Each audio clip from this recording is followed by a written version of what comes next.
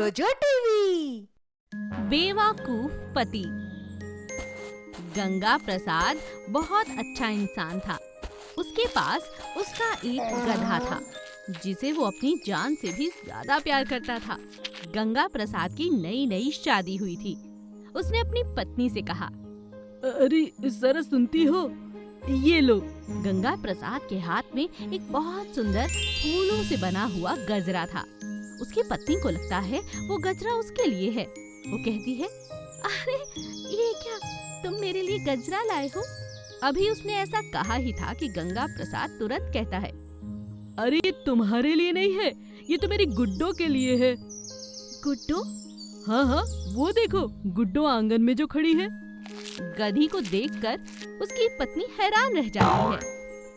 क्या तुम्हें अपनी गुड्डो से इतना प्यार है कि अपनी नई नवेली दुल्हन के सामने उसे गजरा न देकर आप गुड्डो को दे रहे हैं?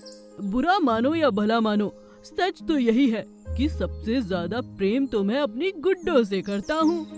गंगा प्रसाद की पत्नी को ये बात बिल्कुल अच्छी नहीं लगती।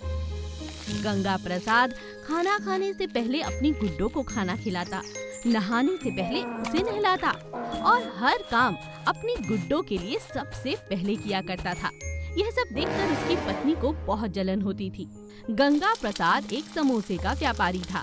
उसकी दुकान पर बहुत सारे समोसे बना करते थे जिन्हें अलग अलग जगह पहुंचाया जाता था। जब वो अपनी दुकान पर पहुंचा तो कारीगर बड़े आराम से काम कर रहे थे, लेकिन आज गुड्डो साथ में थी। गुड्डो को वहाँ खड़ा हुआ देखकर सभी लोग गंगा प्रसाद का मजाक उड़ाने लगते हैं। अरे भाई, तुम अपनी गधी यहाँ क्यों ले आए हो? तभी गंगा प्रसाद कहता है, खबरदार अगर मेरी गुड्डो को किसी ने कुछ कहा, ये तो मुझे सबसे ज्यादा अजीज है। इतने में गुड्डो अपने पैरों से मिट्टी को खुरेदती है और इतनी जोर जोर से खुरेदने लगती है कि सारी मिट्टी जाकर समोसे पर चिपक जाती है। सारे समोसे खराब हो जाते हैं और वहाँ पर जो बावर्ची समोसे बना रहा था वो गंगा प्रसाद से कहता है, अरे वो सब तो ठीक है गंगा प्रसाद, जरा पीछे मुड़कर देखो, तुम्हारी इस गधी ने सारा माल खराब कर दिया है। अरे अपनी नई दवेली दुल्हन को घर छोड़कर आए हो, उसे कहीं घुमाते फिराते नहीं और सारा दिन इस गधी को ले लेकर पूरे गांव में घूमते हो। ये कोई समझदारी की बात हुई? अरे इस गधी को देखकर ही ग्राहक नहीं आएगा, तुम्हारा काम बंद पड़ जाएगा, मैं बता रहा हूँ तुम्हें।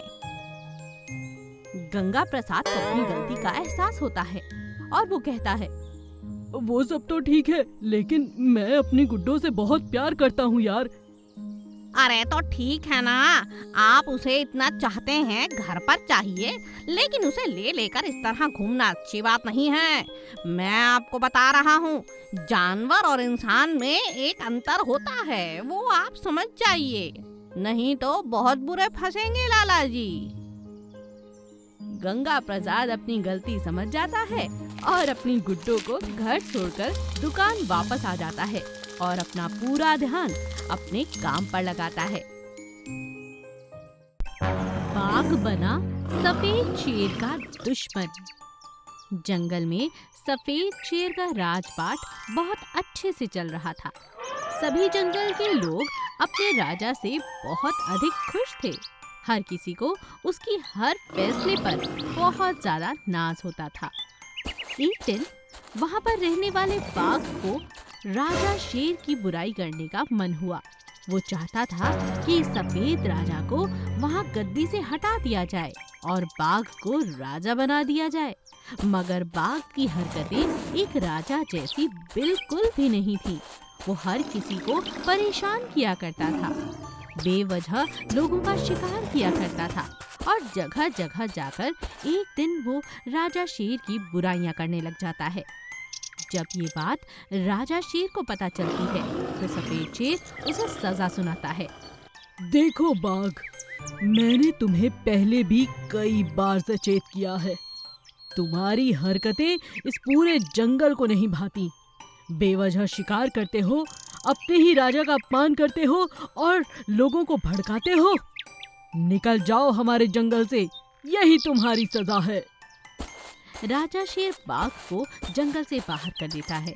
बाघ कसम खाता है कि अब वो राजा शेर से बदला लेकर रहेगा। वो अपनी बहन के यहाँ रहने चला जाता है। वहाँ उसकी मुलाकात एक बहुत बड़े अजगर से होती है। अब तो हम दोनों बहुत अच्छे मित्र हो चुके हैं। क्या तुम मेरा एक काम करोगे? क्यों नहीं, बताओ क्या काम है। बाघ अजगर से सफेद शेर की बेटी को डसने के लिए कहता है। अपनी दोस्ती निभाने के लिए अजगर राजा शेर की बेटी को डसने की चाल में चल पड़ता है। अभी अजगर राजा की बेटी को डसने ही वाला था कि अचानक उड़ते हुए चील की नजर अजगर पर पड़ी और उसने उसे घायल कर दिया। ये बात जब राजा ने देखी तो राजा के साथ साथ बाकी जानवर भी वहाँ आ गए। अरे चील, ये तुमने क्यों किया? इस अजगर को इस तरह घायल कर दिया। अरे मगर ये अजगर तो हमारे जंगल का नहीं है। जी महाराज, बिल्कुल सही समझा आपने। ये अजगर हमारी प्यारी बिटिया आपकी बेटी को डसना चाहता था। और जानते हैं इसे भेजने वाला कौन है? मैं कुछ समझा नहीं। बाघ आपसे बदला लेने के लिए इसे दोस्ती में मनाकर यहाँ पर लेकर आया है। सफेद शेर उसी समय अजगर को जंगल से बाहर निकाल देता है। बाहर पहुंचकर अजगर अपने दोस्त से कहता है, मैं दोस्ती में आकर तुम्हारी बात मान बैठा। वो लोग इतने बुरे नहीं हैं जितने तुम हो। किसी से बेवजह बदला लेना, और वो भी उनके बच्चों के माध्यम से, ये गलत बात है। आज से तुम्हारे साथ दोस्ती खत्म। तुमने अपने साथ साथ मेरा भी अपमान होने दिया। जा रहा हूँ मैं, और आज के बाद हमारे जंगल में भी तुम्हारे लिए कोई जगह नहीं है बाघ। और इस तरह से बाघ को एक और जंगल से बाहर निकाल दिया जाता है। दोस्ती से वो हाथ धो बैठता है और फिर से एक नई जगह की तलाश में निकल पड़ता है।